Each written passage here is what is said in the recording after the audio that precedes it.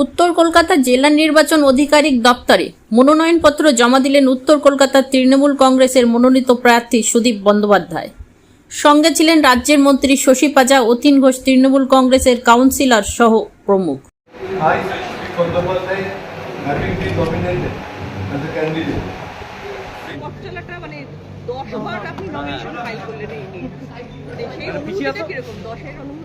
আর কোনো অনুভূতি নেই, অনুভূতিহীন।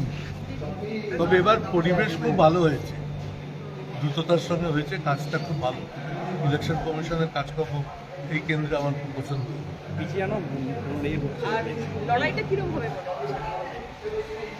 আমি যখন নির্বাচনে লড়ি তখন আমি দেখি জয়টাকে লক্ষ্য, অর্জুনের পাখির চোখ দেখানো।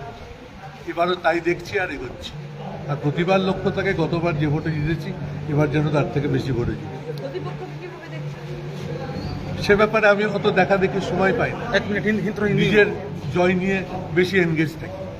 আমি জানি না আমার বিরুদ্ধে অনেক প্রতিপক্ষ দাঁড়িয়েছে। আমি যে বললাম, আমি শুধু নিজেরটা ভাবি পজিটিভ।